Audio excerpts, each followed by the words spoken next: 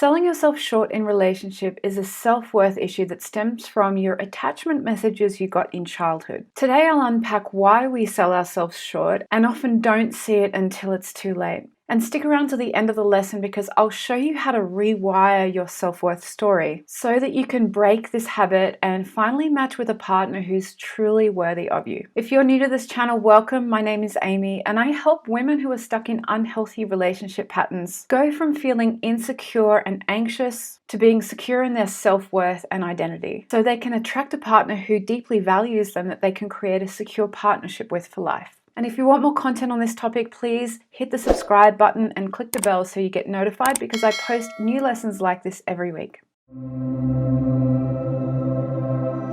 Now, before we get started, I want to let you know that a few places have opened up on my calendar for the free one-to-one strategy session for the Love by Design program.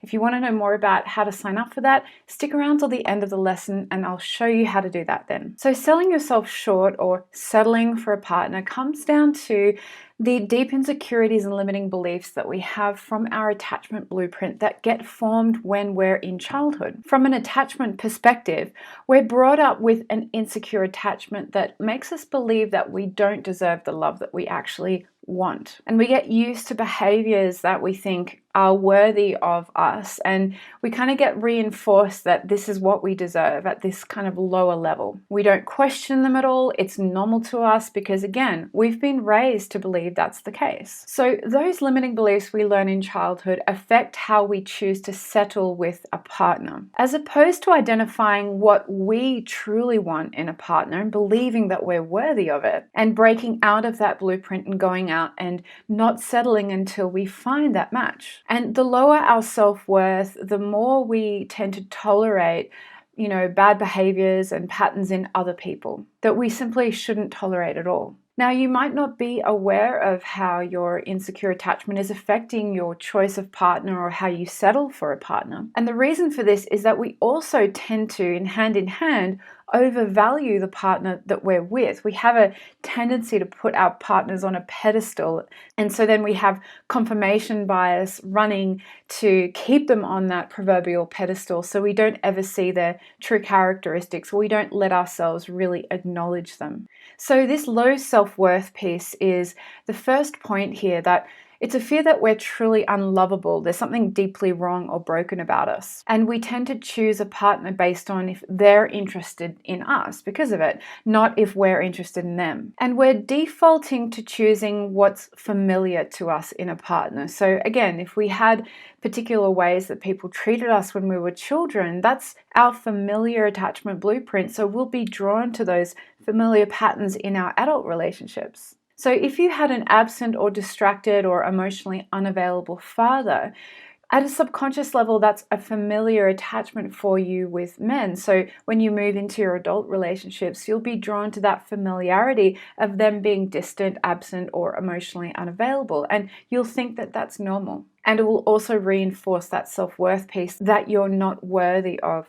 truly available love in a partner. And again, you'll tolerate poor behavior. You'll tolerate it because it's familiar. It's what you're used to. The second reason why we tend to sell ourselves short in romantic relationships is because we can't be alone. We're not used to being alone. So, we're all social creatures and it makes sense that we want to be in a partnership. And so we tend to think, okay, it's good enough. It's what I'm used to. And on a deep level, it's what you're used to from childhood. And so this is good enough. This is going to be fine. Now, I want to make a difference between the concept of good enough and selling yourself short. Now, there's a certain amount of your needs that need to be met in relationship. And there is a line between what is good enough and what is selling yourself short. So if your needs are being met enough for you and you're feeling more than 50% of the time like you've got a secure sense of attachment with your person, your needs are being met, you're feeling settled and secure in the relationship, that's good enough. There are always going to be problems and issues. No relationship is perfect. But the line is crossed at which you are most of the time not getting enough of your needs met. There is a significant mismatch of compatibility between the two of you. And you're really noticing that gap between what you want to have in relationship and what you actually have. This part comes down to not knowing ourselves enough.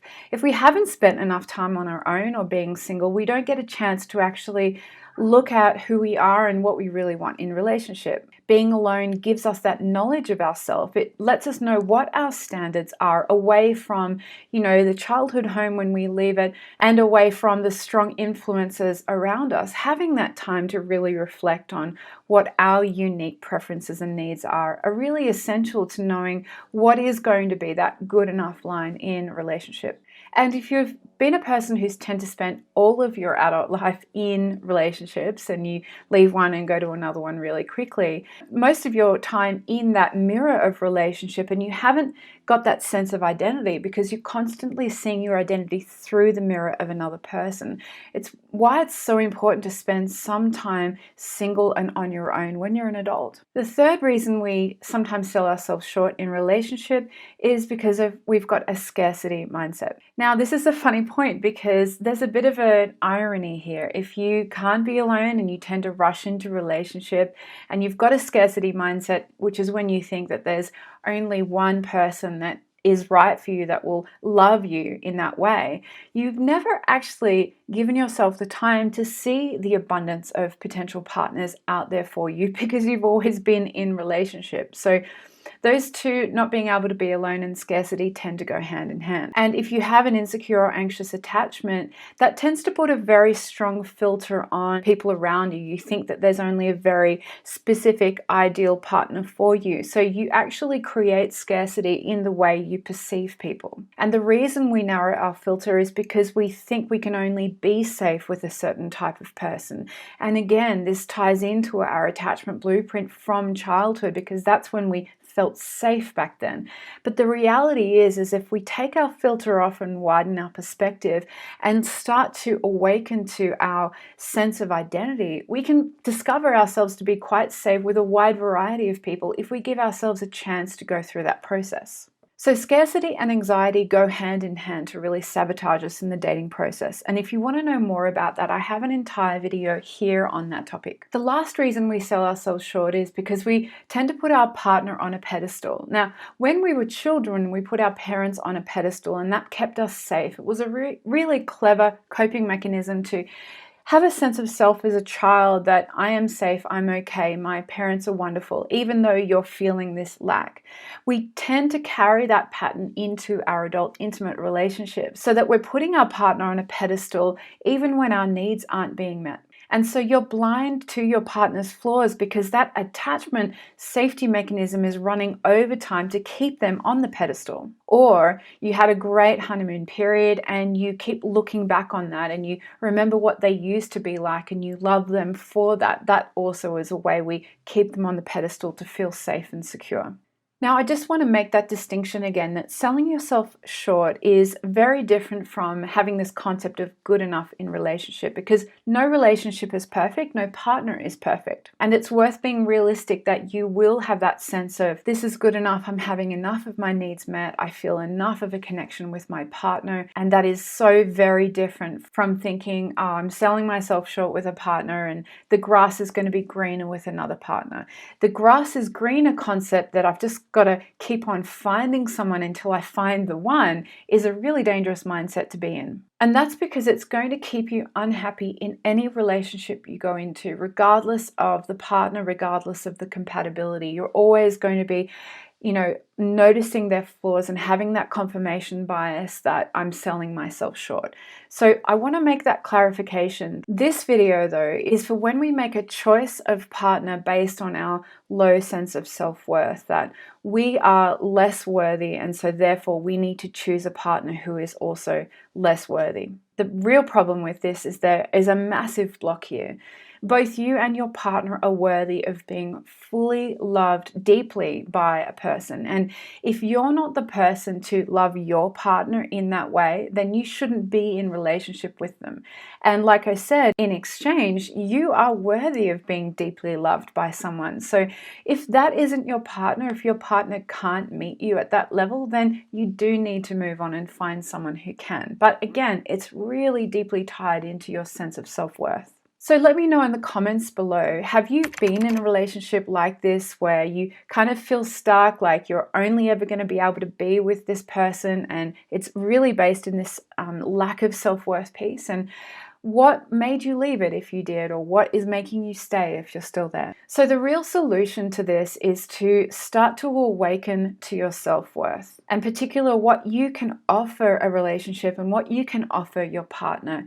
And also what you can offer within yourself to yourself. Where are you selling yourself short in that relationship internally? And if you're in a relationship where there is this kind of lack of self-worth piece, you need to consider that your partner deserves higher love and you deserve higher love. And if there is a lack of compatibility there, it's time to let go of the relationship so that both of you have a chance at being loved at that level that you're both worthy of. And then when you do choose to be single and awaken to your self-worth, when you go into a new relationship, it's based on knowing what your gifts are and knowing what your standards are in that choice, so that you can then teach them how best to love you, because you know what is right and what is best for you. And in order to do that, you've got to put yourself on the pedestal that you're used to putting other people on. Now, if you're anything like me, I used to put everyone on a pedestal around me, friends, family. So it's time for you finally to do that yourself. And if you want to know more about how to do that, I have an entire video on that here. Secondly, you need to learn to honor your preferences. You have preferences, you have wishes and desires and needs, but you're in a habit of suppressing them, putting them aside because you don't believe you're worthy of it. Really listen to what you want, and a part of this is reclaiming your identity, really acknowledging and awakening to what you want and desire, what makes you light up in your life or in your past. And a great strategy for this is to look at what you loved as a child when you were in more of a pure state and weren't so distracted by adult emotions and patterns. What used to light you up as a child? And from that place, start to create your life, honoring you on a pedestal, really reclaiming your identity. And visualization is a great way to start to do that. Really see yourself in that place in 1 year, 2 years, 5 years. So creating what your ideal partner is, your relationship, where you live, what your life is like. And step into that experience as if you're having it now. Feel the feelings of what it is like to be deeply loved and cared for by a person who knows your worth and feels and sees your worth and shows you their love every day. And a part of creating your life is stepping out of what's comfortable for you, which we step out of our original blueprint, our original attachment blueprint rather.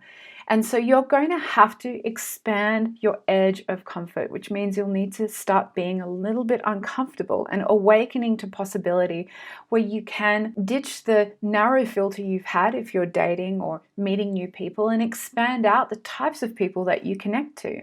Now, your attachment blueprint is going to want you to get back into your comfort zone. So go slowly and just try on new different types of experiences and go on coffee dates with different types of people. You know, this is really about expanding your network, expanding your experience so that you can go out and create the life that you want. And the more you do that and the more your inner world shifts and changes, your safety and comfort zone is going to expand. Now, if you want to know more about the 3 steps to move from insecure and anxious to secure in relationships and in relationship with yourself, I want you to join me in my free webinar on the 3 steps to creating a secure relationship. And you can sign up for that in the link below.